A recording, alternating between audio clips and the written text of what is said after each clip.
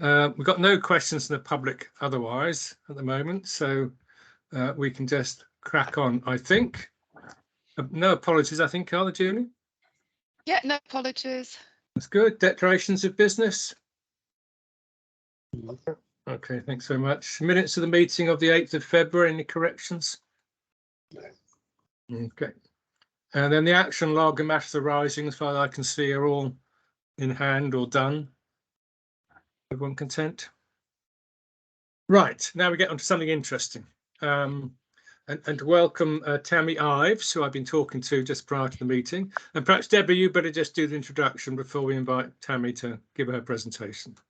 Yeah, of course, no problem. So Tammy's come along today to talk to us about a project that she has been leading on that's around dietetics and children and specialist diets, and to give us some insights into that, along with patient experience and the journey through that service. So she's done a lot of work on this, so I was really keen to share this project with the board. So I shall hand over to Tammy, who will be much more eloquent at introducing exactly what she's been doing than that, I'm sure. Oh, thank you. Thank you. So I'm just going to share my presentation. So it looks a little bit different to the normal. There we go.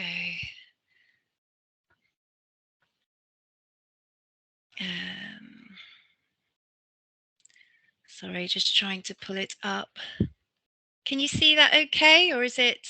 No, not yet. Yeah, so normally, I'll share my, oh, here we go. So I wonder if I do. That looks promising. Oh, does no. this look promising? No. Can we see? Sorry. I can see your screen, I think, but it's just Is it showing the board. Oh, it's just showing the board. Sorry. So it's a little. Normally, when I share via Teams, there's a share button at the top, but instead I've sort of got. Not sure. Do you know, Deborah? The share. Open the share tray, and then. You should still have a share button at the top. Yes, I've not got one.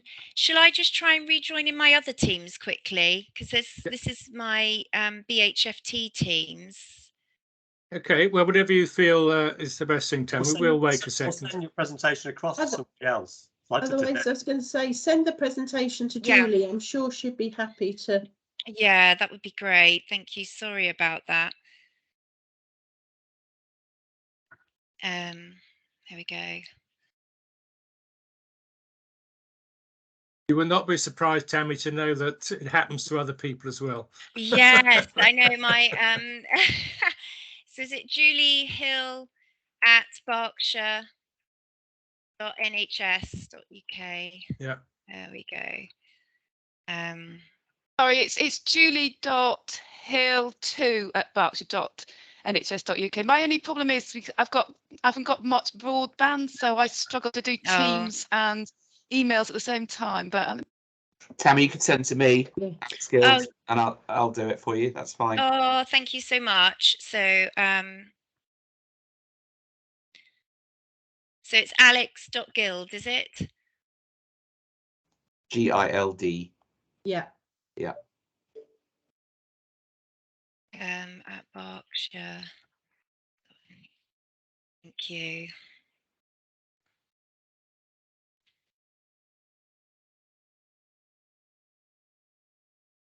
So it's just attaching now.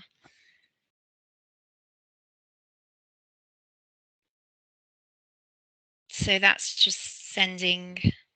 Okay, I'll wait for it to Thank you. Yeah, I don't have the normal share button at the top, which is really strange. Just a share tray at the bottom. Just keep trying whilst you hang on, browse. Oh, hang on a second, I might have. Oh, here we go.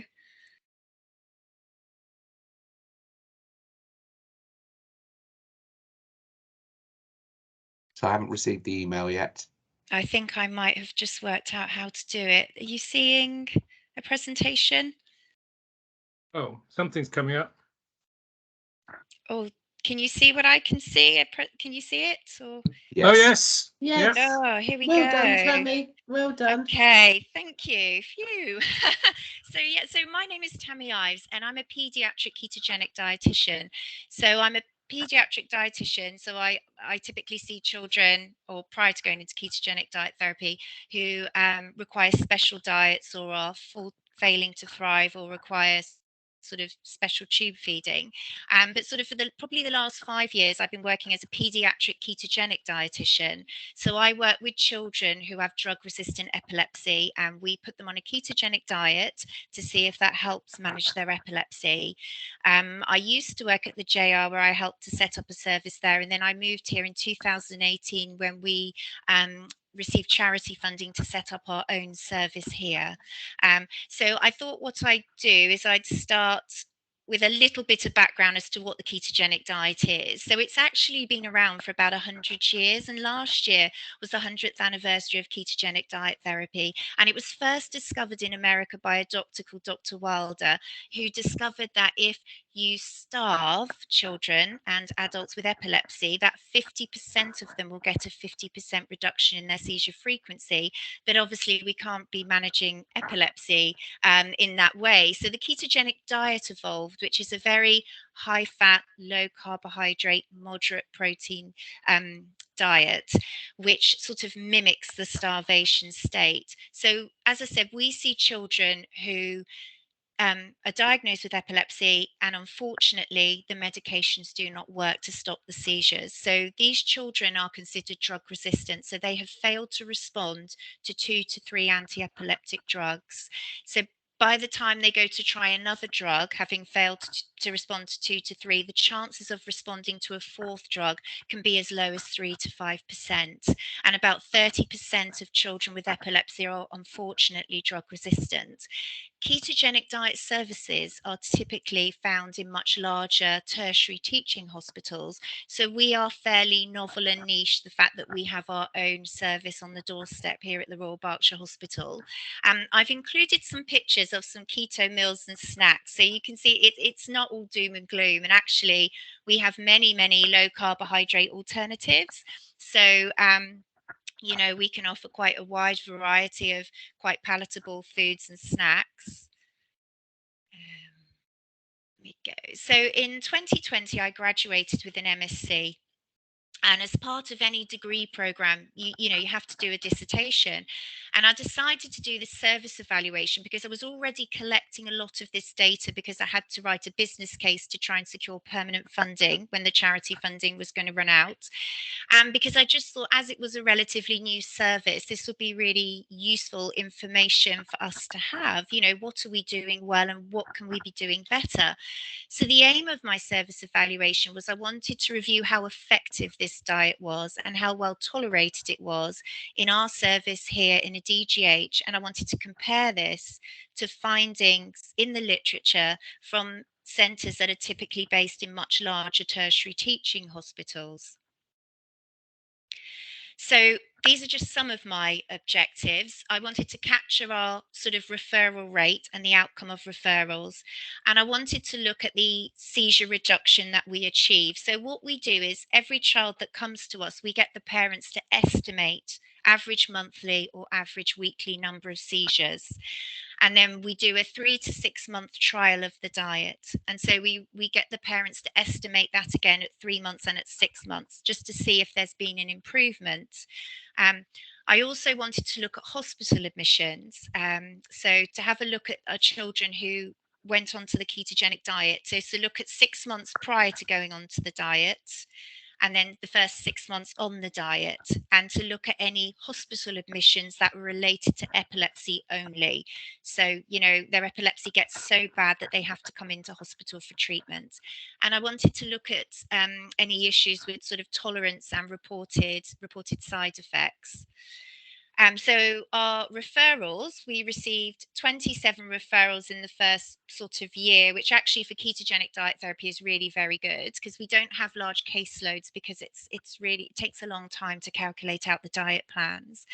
So 3 were lost to contact, 24 had an assessment with us, 2 just weren't suitable because they had such extreme selective eating.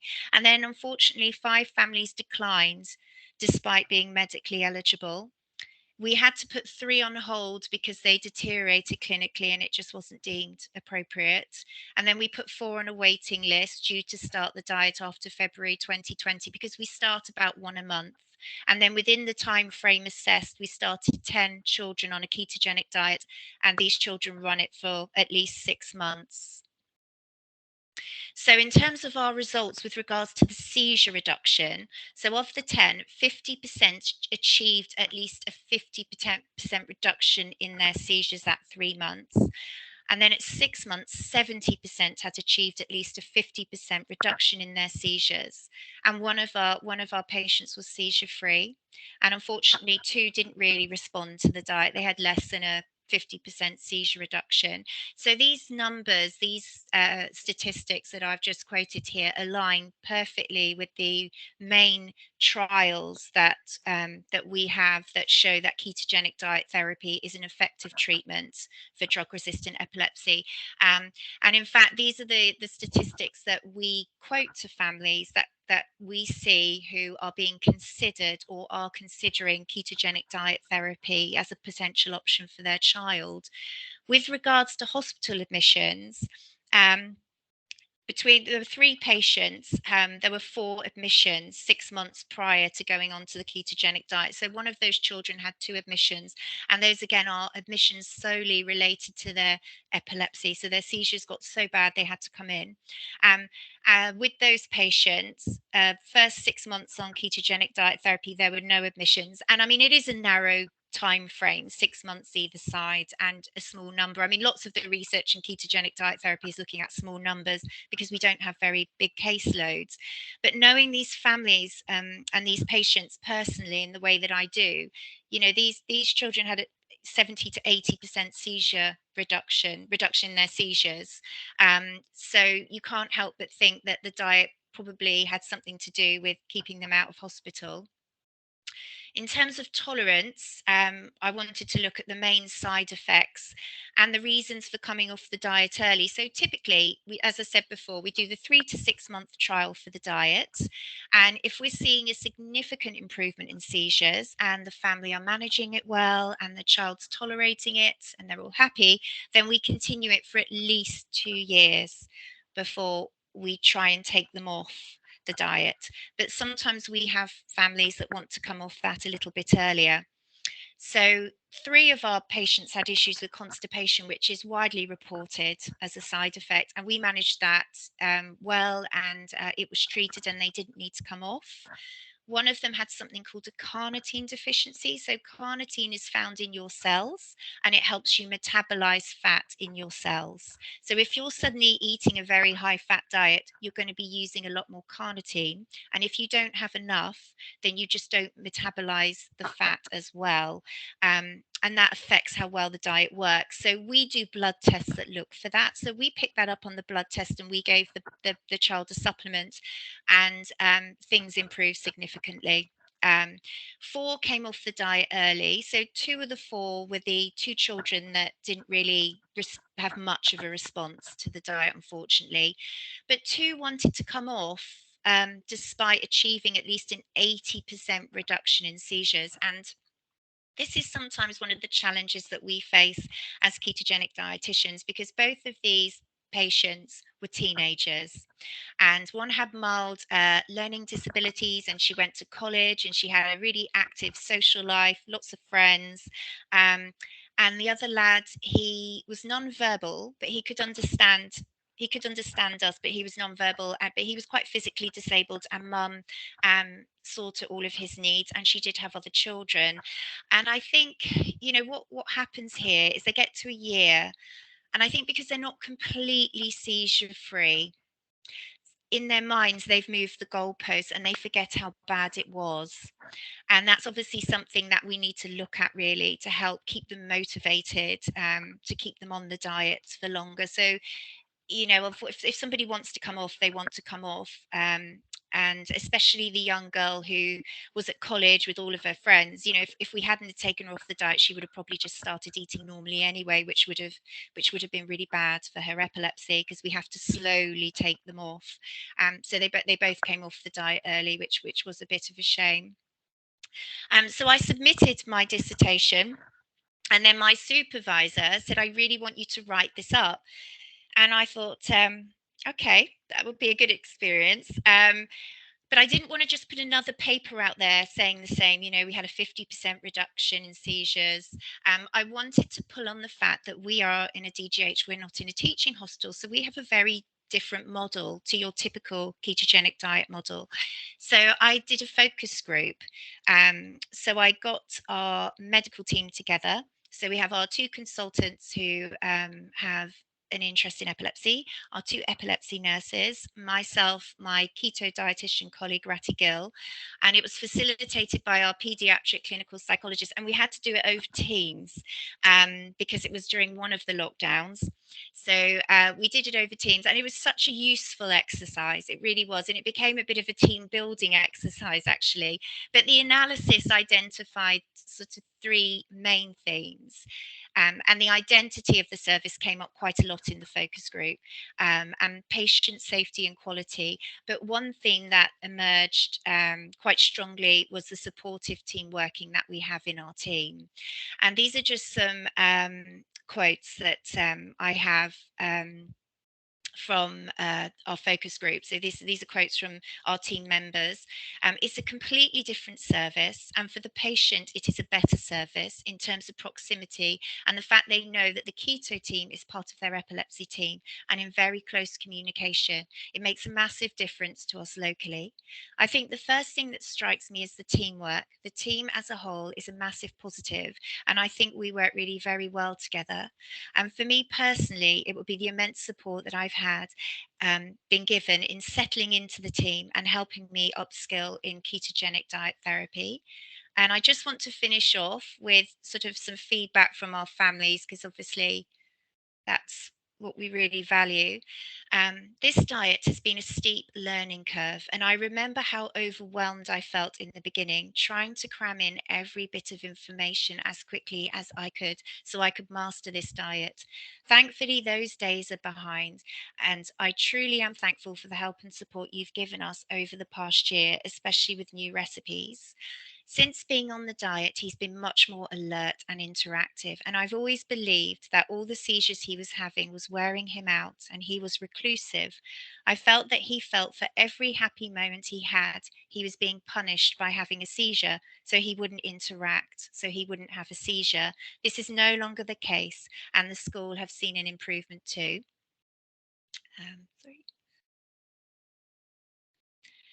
I started the diet in December 2018 and have been seizure-free since then. I wouldn't be where I am now if it wasn't all for your fantastic support. And thank you. Any questions? Tammy, thank you very much. Could I just start off by asking about the long-term issues? Are there, if you're on this diet, I mean, a high-fat diet sounds very good to me, but if you're on this for a long time, are there any sort of downsides for the patients?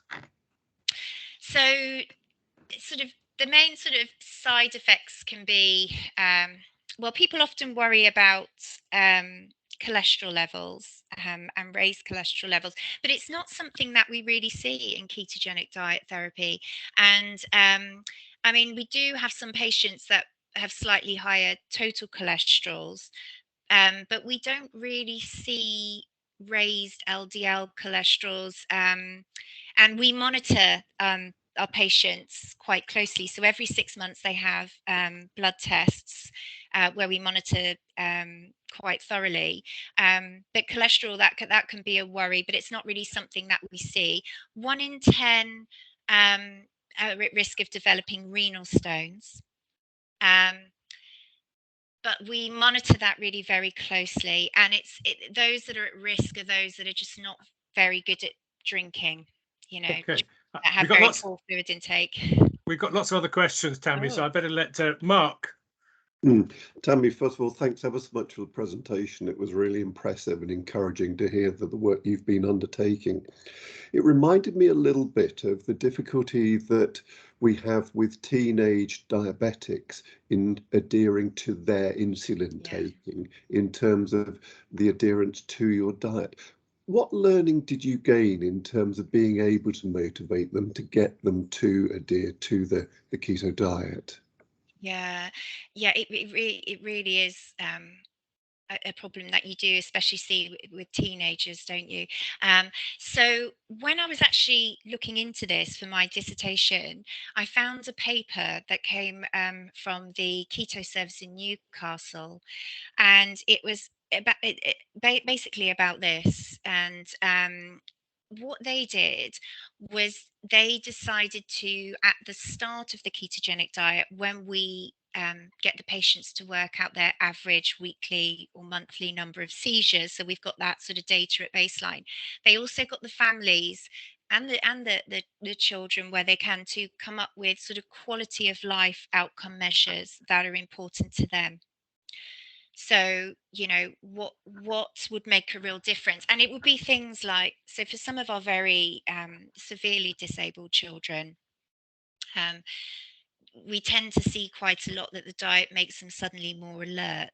And that's quite commonly reported, that 90% will report an increase in alertness. But for some of these very severely disabled children, it might be that they start making eye contact, they giggle when tickled, they smile more.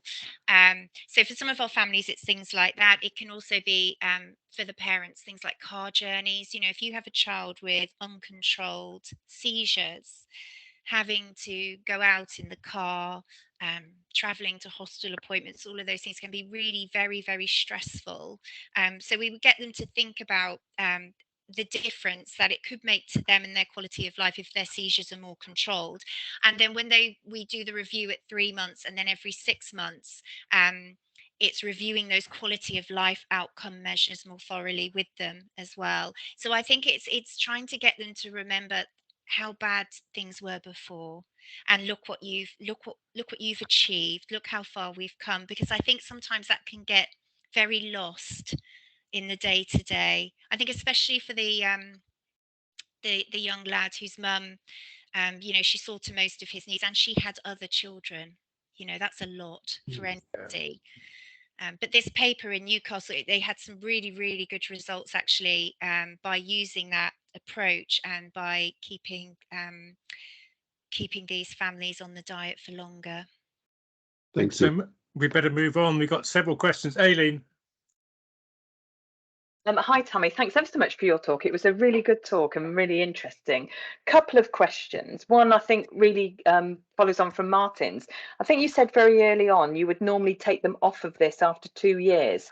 So I wondered, you know, why the 2 years? Is it because of the concern of long-term impacts? And the second question, I wondered if there was any difficulty, because you hear about the kind of normal members of the public going on to keto diets to lose weight. So I wondered if there was any negative sides where your patients were actually losing weight and causing them some issues. So the 2 year so the 2 year thing really is, I think where that comes from is typically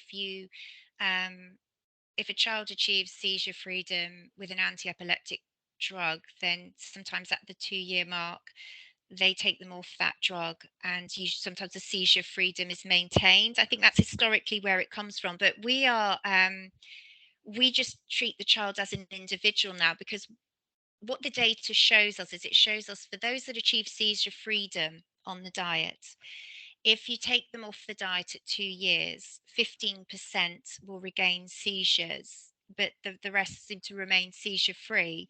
But what we don't have any data on at the moment is those that don't get seizure freedom, but they get more than a 50% reduction in seizures. So there's a trial that we've just helped take part in, where we've sent lots of our follow-up data to look at that, so that we can see, you know, those that get more than a 50% seizure reduction but aren't seizure free, when we take them off the diet, how long do they maintain that improvement for? And I don't think anyone can really answer that at the moment. But what we tend to find is those that come off the diet, some of them, sometimes the seizures do come back. And I've got a young girl to phone today, actually, who wants to go back on the diet. Her seizures have come back. I mean, in terms of long-term side effects and things like that, we do have some patients that have just been on it for years. And we do see our drug-resistant epilepsy children, but we do see some children that have very rare metabolic disorders where they struggle to metabolize carbohydrates.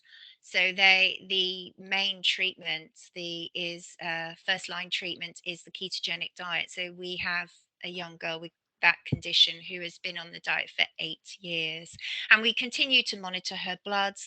We assess her growth, and as she grows, we give her more calories. So growth, our children still sort of grow and develop, but we do it a lot more thoroughly and a lot more prescriptive than someone in the general public. So we do like a medical ketogenic diet where it's really very specifically calculated out to the calorie requirements of that individual. And I get the families to monitor their growth. And then as I see they need more calories, I just increase the amount of calories that I give them. So we keep a good eye on their growth and their development. Thank you very much. I think last question, David Buckle, I think. Thank you, Tammy. I do think there is a place for this service. Uncontrolled epilepsy is pretty ghastly. I worry a little bit about the evidence base. Can you just please don't go into detail, but are we consistent with what NICE recommends? Yes. So it is part of NICE guidance, isn't it, that for children that have failed to respond to 2 to 3 anti-epileptic medications, they should be considered for ketogenic diet therapy. In terms of if we're consistent with that, there's a real lack of resource, and many of the teaching hospitals have huge waiting times, and so we are very lucky that we have our service on the doorstep, because we're able to see our patients relatively quickly because we're so embedded in our epilepsy team, and we work so closely with our local team, and we have our outreach neurologist who comes from the JR once a month, so we're able to pick up our kids quite quickly, and we can offer the treatment quite quickly. So we're fairly consistent here, but more nationally there are huge waiting times. Thank you. Okay, Tammy, I think if you could unshare your screen. Took me a while to work out how to share, and now so I think I'll stop presenting. And that's lovely. Thank you very much. Okay? Tammy, just to say thank you very much. As you can tell, a very interesting presentation to the board, and you did a great presentation. So thank you very much. And I should go off and eat a pork pie now to get some fat in me. But thank you very much. We'll let you go now and back to your rest of your day. So thanks for joining us. Take care. Okay. Bye-bye. Bye-bye. Okay, that's very good. Quality Assurance Committee now. David, can I turn back to you? Thank you very much. Yes, there are 3 papers. The first are the minutes of our meeting, which took place on March the 1st. They're draft minutes, but I believe they're accurate. We started with a very useful presentation from Louise Noble on our eating disorders service, which is a service for all ages. And if members of the board are interested, the minutes contain quite a few details about the service, which they might quickly want to look at. I would say that we were impressed by what we heard, but I just want to highlight that essentially due to recruitment difficulties, the service has breached the NHS long-term plan targets. And that really leads us on to the second big discussion we had, which was about the effects and consequences of lockdown and COVID, and on the consequent increase in demands on service and the struggle we and the rest of the NHS are having in getting people to work in our services.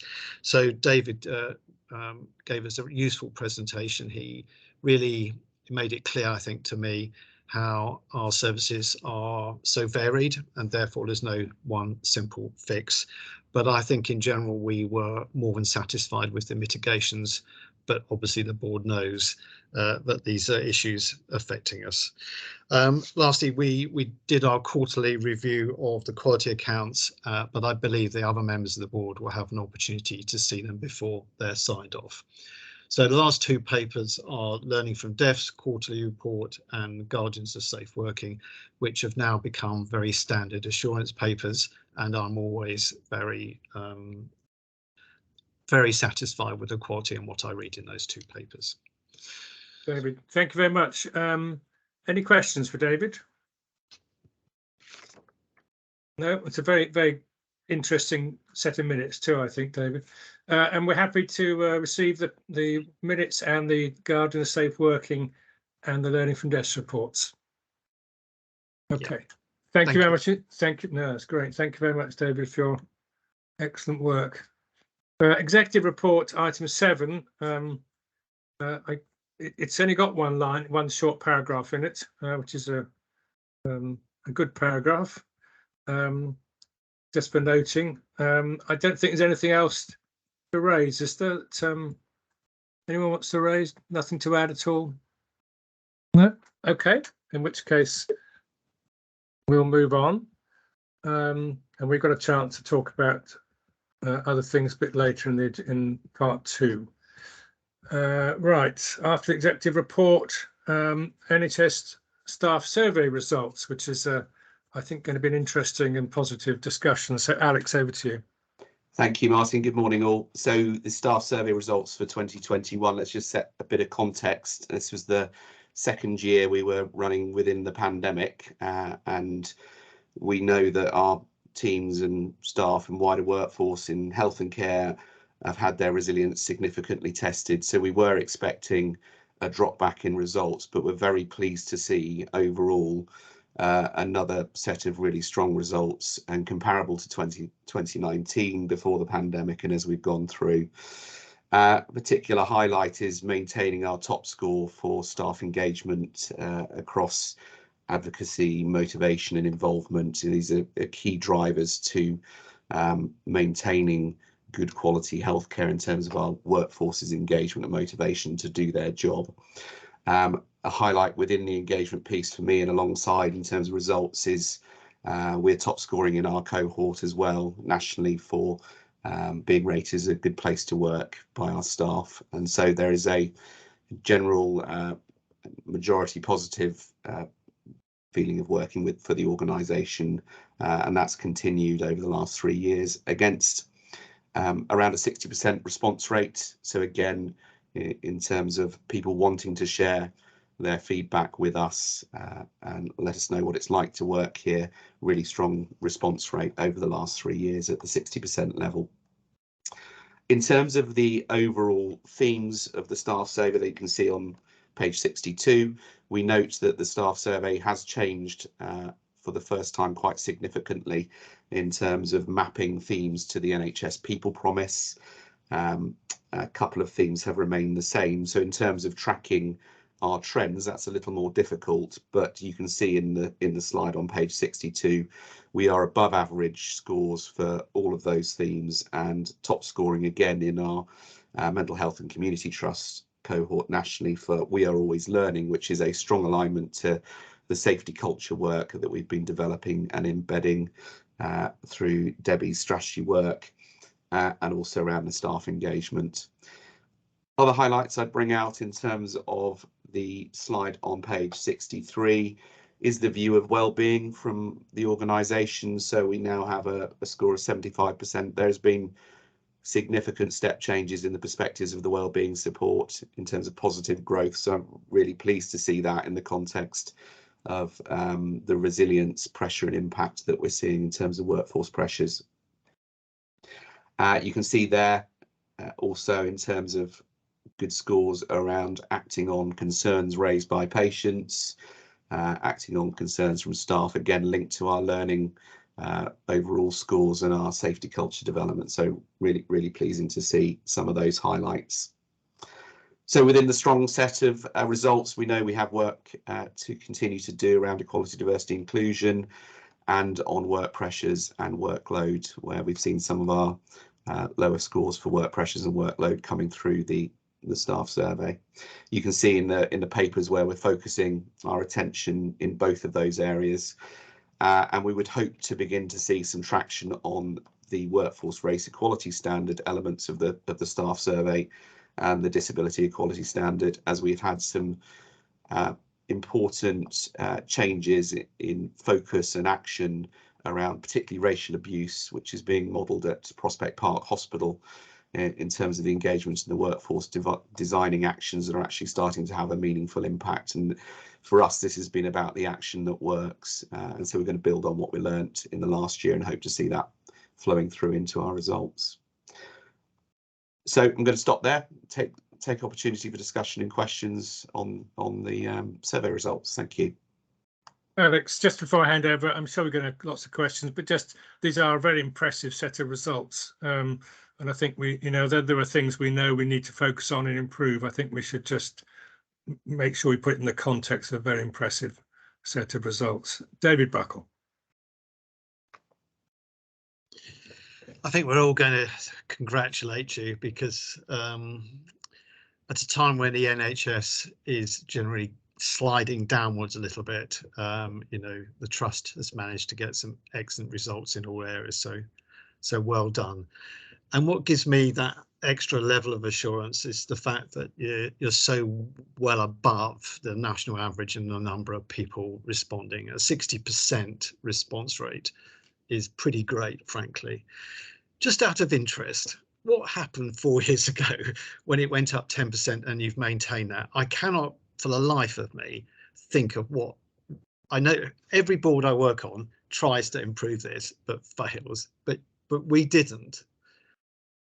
It's a good question, Dave. We targeted particularly those areas of workforce that are so busy they're not or don't have access to email and can't respond. We set up printed versions of the staff survey, for example, so it's taking a targeted approach to make sure everybody was able to give the feedback. And it's actions like that, seeing where we had the low response rates and supporting colleagues with time out to complete the surveys and using different formats. And we've got a lead on the staff survey who's very focused on supporting divisions in increasing those response rates. And so it's working alongside our divisional corporate operational teams to bring the response rate up. And also, I think there's the culture of feedback and acting on what we've heard, and we sow that right throughout all of our engagement activities. So on our all staff briefings, we're getting direct feedback that the "you said we did" element of those briefings is really important, and it makes it feel absolutely worthwhile to respond to surveys. Things happen, things change. It was a great improvement, and we've maintained it, which is incredible. Thank you, David. I must say, put my personal experience elsewhere, is that the two things you mentioned, Alex, about making it easy for people to respond, but also the fact that they think it's worthwhile responding. That is, the organisation is taking their comments seriously and trying to do something about it. Both of those, I think, are key factors. I've just got one question, if I may, Alex, which is about, although it's 60% of the workforce, does that represent the diversity of our organisation? We certainly tested that last year, and we'll do that check through the follow-up process for this year's results. Last year's results were absolutely representative of the workforce. Yeah. Okay. Well, I think the results are very clear and excellent results, and let's hope we can continue this trend. If there's no other comments on that, could I move on to the gender pay gap, Alex? Oh, sorry, Julian wants to say something. Yeah, just to say that I think that the other good thing about where we are is it means we can home in on the things we're less good at. So we've obviously put a lot of effort into equality, diversity and inclusion, and we haven't had the same impact. I think people realise it's not going to be quite so easy to fix this. So again, there's an opportunity for us to think about what we're doing. We know some things like the zero tolerance at Prospect Park has had an impact. We've seen some cases there, but perhaps some other things we're doing have not been so impactful, or perhaps they will take more than a couple of years, and we just need to review where we're at, because obviously, again, our people strategy has been outstanding for everybody, and what we've got obviously is some outstanding results, but not for everybody. So I think the advantage we've got of having such a strong set of results is you can start to home in on particular areas rather than having to worry about huge, broad organisational initiatives and structures. So I think that's all I would say. Is I'm really pleased.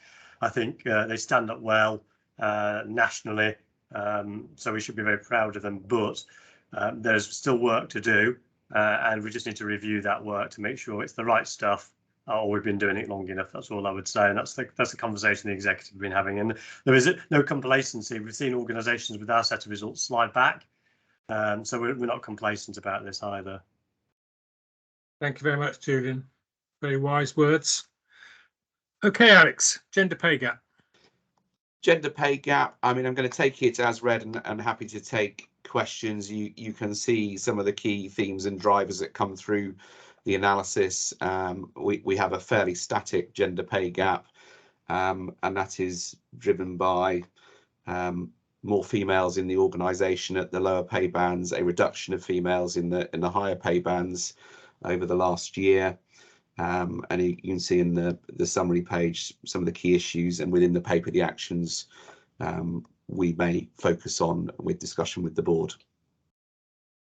Thank you, Alex. Any comments about? I always find this quite difficult to know how to move these numbers very much. But colleagues, have you got any views? Do you think we're doing the right things? Do you think there's more we could do?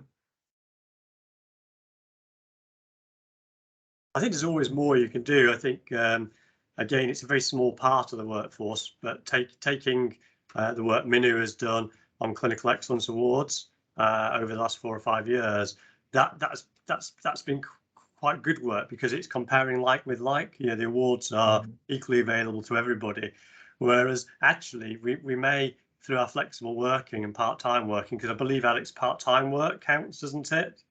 So the more part-time people you have, and if they're female, you're going to be on a always struggling.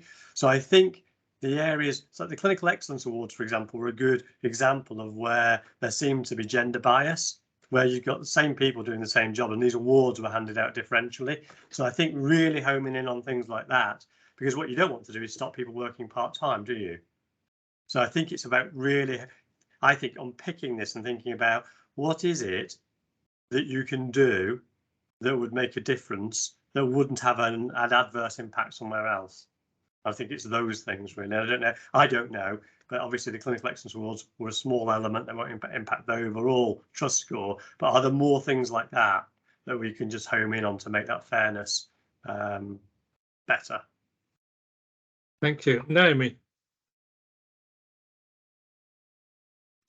Yeah, I absolutely agree with what Julian's just said. I mean, the other perhaps obvious takeaway is developing that pipeline or feeder pool of females coming through all echelons of the organisation, so all quartiles into the top quartile.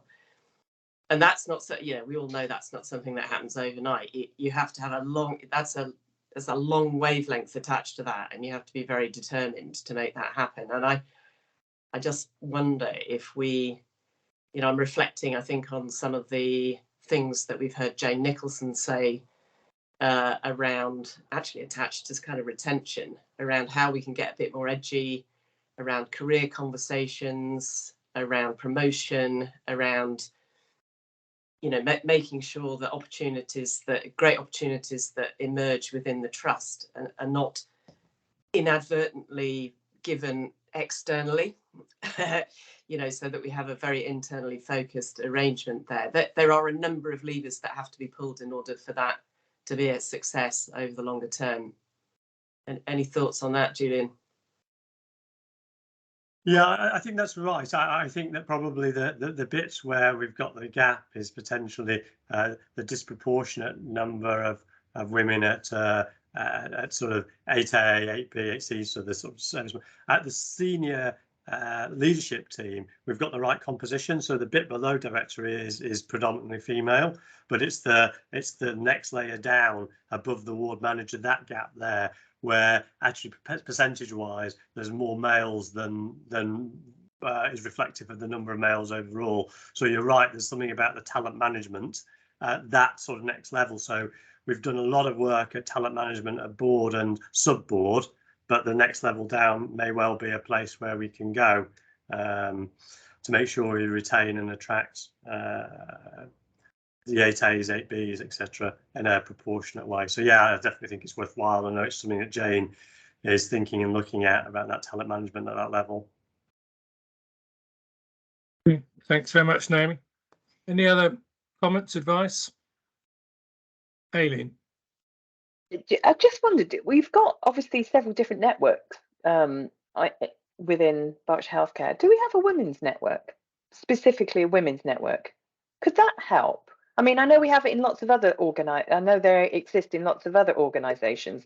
Just even if it's just to kind of maybe sound out some internal ideas, just a random off the top of my head thought, really, just while we were talking.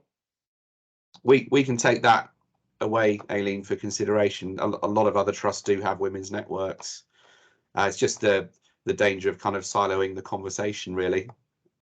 I mean, that's always the difficulty, isn't Yeah. it? With any network, are you creating that kind of silo? You know, yeah. So it is an issue, yeah, or a potential outcome. But what you said, Aileen, though, I guess how you do it is one thing, but what you said was how do we have that sort of conversation? How do we find a way of having a conversation? I don't know if Minnie wants to come in, but he did exactly that with the female medics. So actually set up a series of focus groups to kind of get that intelligence, and was able to understand why and what the issues were. So yeah, you set up a network, or whether you actually go and do some sort of actually focus work on this by listening to a good proportion of the female workforce at that level, but just below the next step up, that might be really helpful. Yeah, I mean, it might just reveal something that we've, not necessarily, it's not bubbled up to the surface as such. Minnie, did you want to come in? Thank you. Very briefly, it worked for us. We didn't set up a formal network, but actually Julian and I wrote to every eligible female consultant saying, please do apply, because if you don't apply, of course, we can't score you and give you an award if you're eligible for it. And then we had focus groups. We had an external person come in, so they didn't feel obliged to say good things only. Following the feedback, we had 50-50 almost applications, which was a complete change from previous years, where our especially less than full-time female consultants hardly applied because they thought, what's the point? We won't be eligible. Whereas that was a myth. It depended on what you did over and above. And that's we did have several this 2 years before pandemic came and they changed the rules again nationally, so we just follow that, which has maintained our sort of reduction in the gender pay gap of the year. So yes, even without a formal process, just going out and emphasizing, it is a little bit extra work rather than leading to a network, but it does produce effects. Of course, we've got a small number of doctors and large number of female general employees in the trust, which is a different matter. Yeah, great, thank you. Okay, well, Alex, thanks so much for that, and there's some ideas there that maybe you can take away and think about. I suspect it's one of these things that we're just going to have to keep pressing on, finding what works and what doesn't, and keep pressing on the issues. So we are invited to note the report and to approve publication of the results. Happy? Okay. Let's move on then to finance. Paul, finance report. Thank you, Martin. So obviously this is the February report. At the moment we're in the midst of closing down the year-end position, so it feels slightly historic in terms of this position.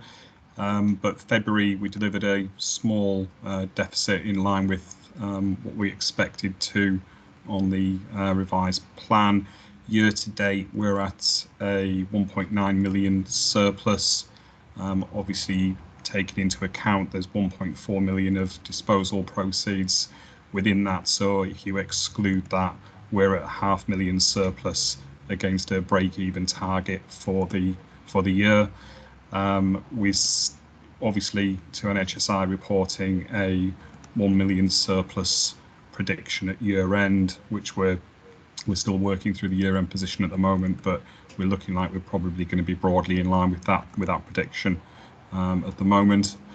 In terms of the February position, I think income pay expenditure broadly on trend. There was some one-off movements. So with pay, there was a timing difference in terms of when clinical excellence awards were due to be paid, and we're still seeing a increase in workforce numbers. Obviously, we put additional resources into recruitment team, which is starting to bear some fruit, and some of those appointments are linked to new investments that we got this year, which will continue into next year. Non-pay, there's a minor adjustment for rates invoice, which was different to the levels that we've been previously accruing, and we're still continuing to see high numbers of out of area placements, although the cost did fall in February as a result of mix and some pre-year end reconciliation on charges. Probably one of the things to note in the report is it mentions the returning of mental health spending review and SDF funding to commissioners, which we're spending quite a lot of time with commissioners working through the impact of that. Department decided just before year end that they were no longer going to take that route and they weren't going to claw back the funding. So that's presented a slight problem in terms of managing those balances over year end. But it looks like we are going to be able to carry more funding forward into next year than we originally expected around those specific allocations. In terms of cash, we still have a very strong position, so 54 million, and we're going to close the year with broadly that same level of cash in the bank. Capital expenditure, we're showing 1.5 million behind our system capital total. We expect that we're going to get very close to the target for the year. We've got a number of IT and estates projects which are due to complete towards the end of March, as is often the case. So not expecting that we'll have a significant, if any, underspend at all against our system capital total. There will be some underspend against what we plan to spend outside of that at the PFI sites, and some of that will feed through into the programme for next financial year. So happy to take any questions, Martin. Thank you very much, Paul. Any questions for Paul?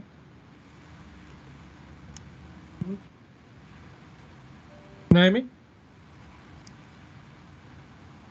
Yeah, thank you, Paul. I just want to reflect briefly on the non-permanent staffing trend, and we see the chart there on page 87 of the pack. And the last two quarters we have seen, you could argue that we have seen an increase in trend, and I know we touched on this briefly at the last FIP committee meeting, so forgive me if I'm sounding a bit like a broken record. But this is excluding COVID, so this has nothing to do with increasing staffing that is a function of COVID. And I'm particularly interested, I think, in what we're seeing around the agency piece, because that seems to have gone up substantially if you look at it on a month-by-month basis, and if you look at it, versus last year. So any commentary on what we might be seeing over the coming two-quarter period? Is this a sustained high that actually indicates that this is the new normal, or should we see it coming back to what we saw about a year ago?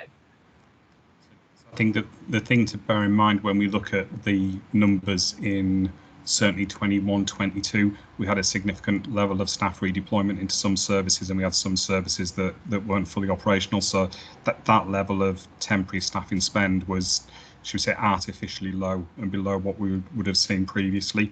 I think certainly if you look at the spend, as you've indicated, kind of the last two quarters, we've returned to the kind of levels of spend, if not slightly above where we were pre-pandemic.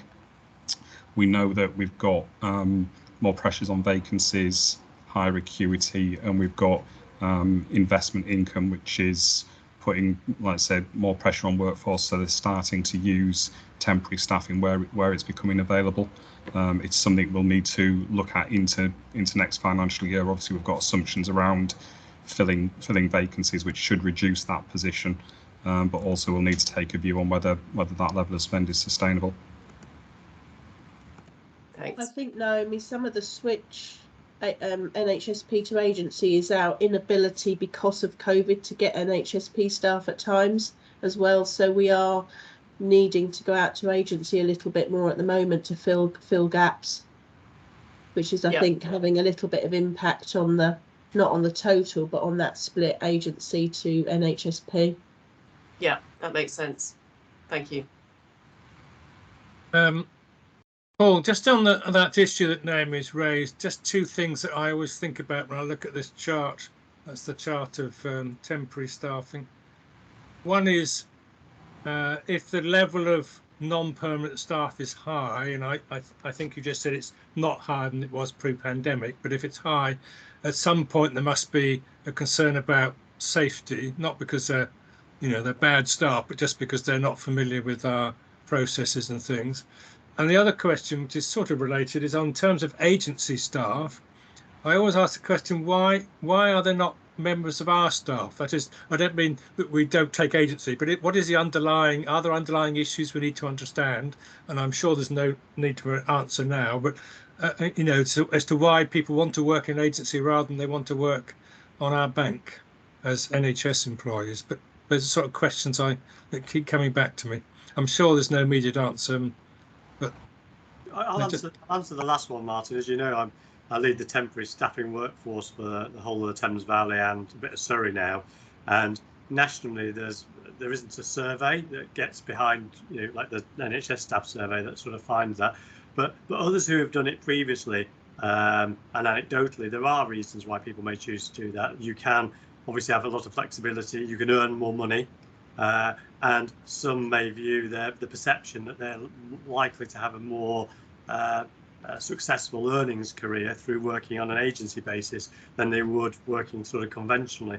And some of that might be due with potential around discrimination, and they go back to the ED&I conversation. So one of the things that we'll be doing as part of the temporary staffing workforce is actually starting to survey our temporary staffing a group of folk, and we think that actually through the offer we put together, agency isn't intrinsically bad, but sometimes it can be really useful in small levels, that contingent workforce.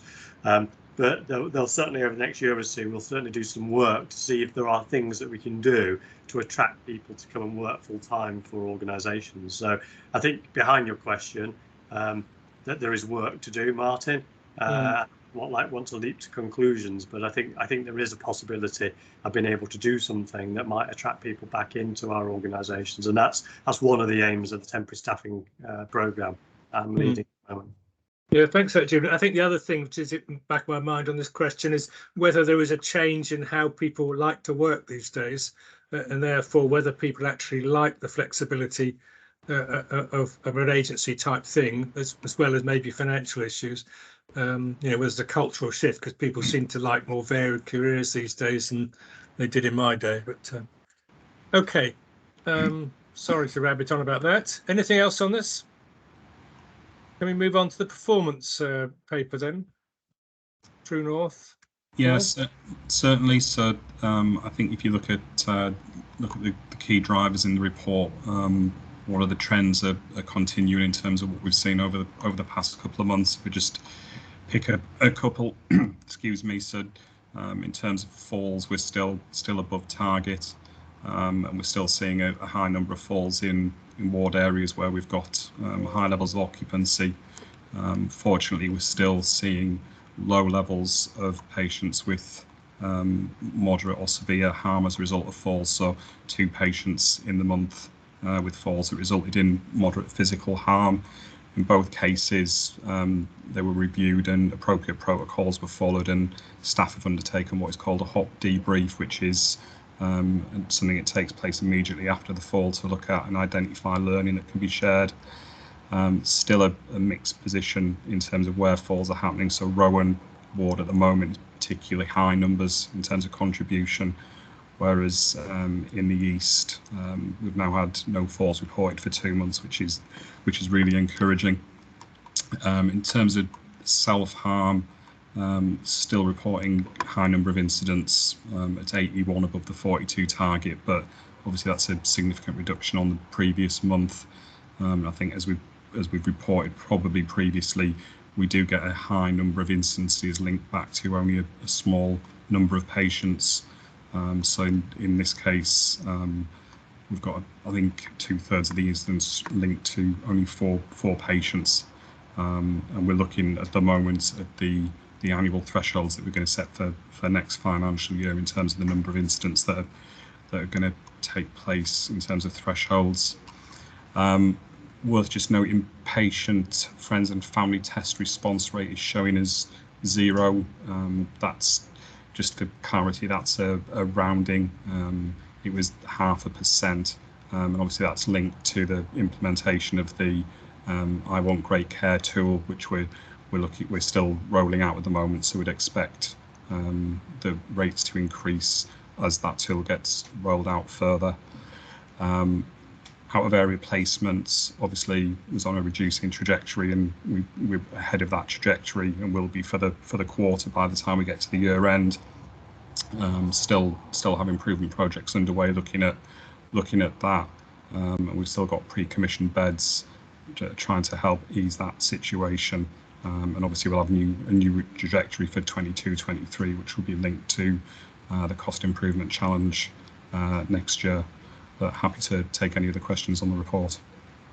Thank you, Paul. Any questions, Paul?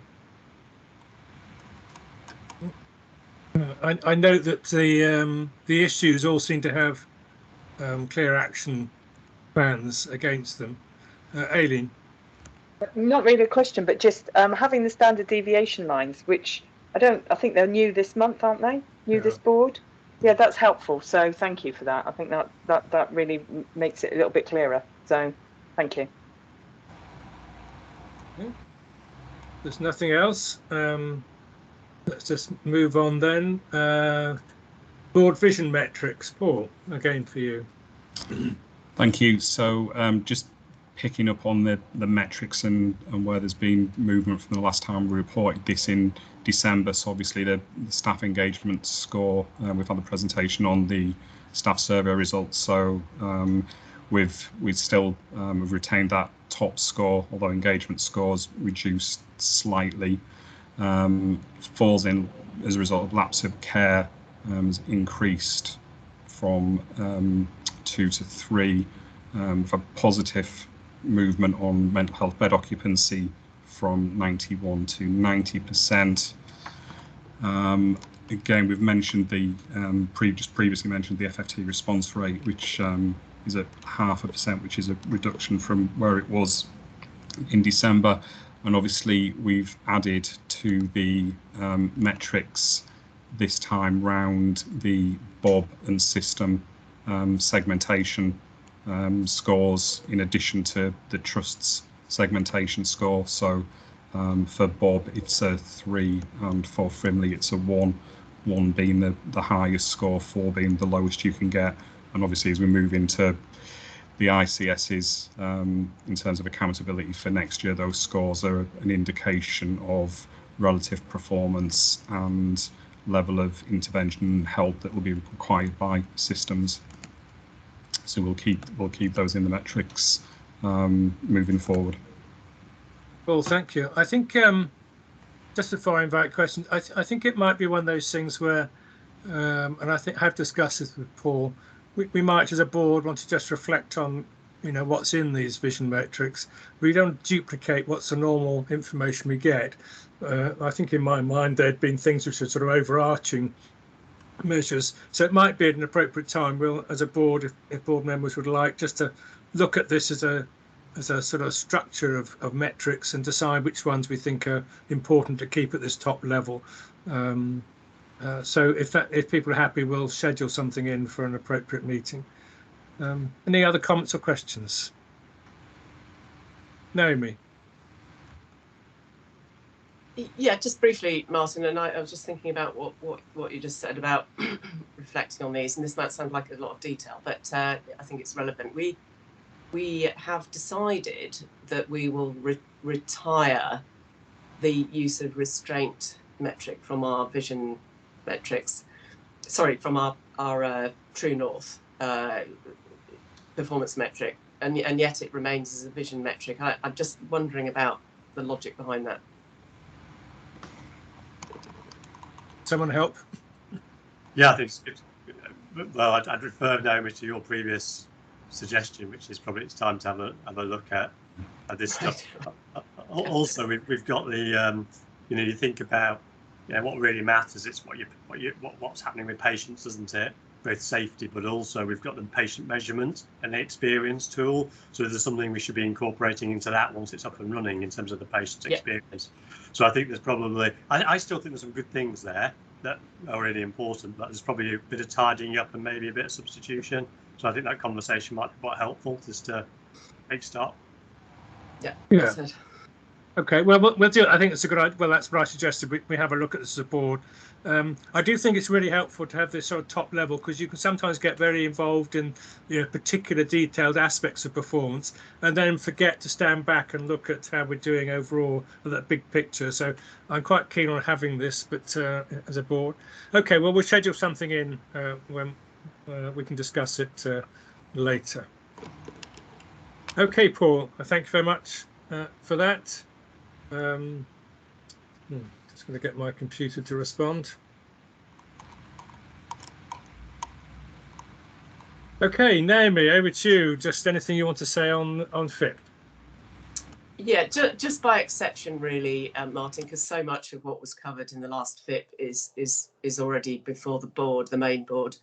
I just wanted to touch briefly on the recruitment and actually the retention presentation that Jane gave us. Our attrition rate remains stubbornly high at around 15 or 16%, and it has increased since the kind of last September timeframe. It's nuanced because it's much lower in the non-clinical staffing groups and higher in the clinical staffing groups, and perhaps that comes as no surprise. There are a lot of additional roles being posted across the NHS, and that's acting as the key driver. So there are plenty of opportunities out there for staff, and our staff are no different to any others. They're taking advantage of those opportunities and being selective about where they want to work and how they want to work. So that's the context. What Jane was able to provide some insight on is to the sort of main reasons for leaving, and I always like to think about this through what Julian always sort of describes so eloquently, that when we talk about the reasons for leaving, it's never the one size fit. It's never something that pervades the entire trust. It will sit in pockets and it will be emphasised in certain pockets in a different way. So it's highly nuanced.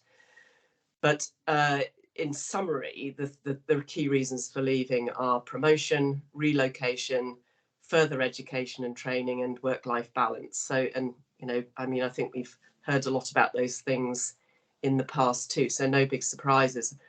I think now when we think about our response, and Jane was really quite detailed about the response, because it is about getting very, very clear about the reasons and then being very incisive about how you tackle them. She talked about 3 or 4 very key things. One, having much more meaningful and deeper or more tactical or perhaps more even strategic career conversations as part of the appraisal process.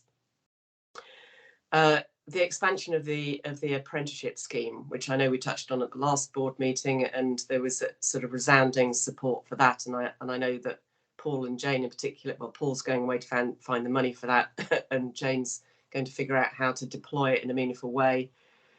Introduction of an internal recruitment policy, which I really like. I've seen this work elsewhere, and so this is to try and avoid a situation whereby many posts are advertised externally, when actually what we want is to encourage individuals from within the organisation to apply for existing roles. hybrid working, a nuanced approach to hybrid working. We've been thinking about hybrid working, and so this is getting more into the detail about how we can make certain roles either fully working from home or in a hybrid capacity, provided that and David Townsend was very skillful in his sort of illumination of this, provided that there is no negative impact on the patient. And last but not least, upskilling managers and leaders to sort of manage the whole retention process, or practicalities of retention, in a more competent way. So there's no shortage of ideas, and that the committee were obviously very interested to hear what we intended to do, and very pleased that there is no shortage of ideas. But what we now need to see is really, really focused and meaningful execution. And I think that's what we want to see, and performance managed going forward. Okay, thank you for that, Naomi. Any other comments? Okay, thank you very much. We'll move on then. Councillor Governor's updates. Just to say that nominations for governor elections for Windsor, Maidenhead, Wokingham, Slough and the staff clinical governor have opened, so we'll have some new faces, we hope, there. And then Paul, Trust Seal report. Sorry to turn myself off mute. Trust Seal was used once in the recent period to assign to a contract around EV charging points at Prospect Park, which are due to go in, should have gone in this month. Okay. Thanks for that. Any other business?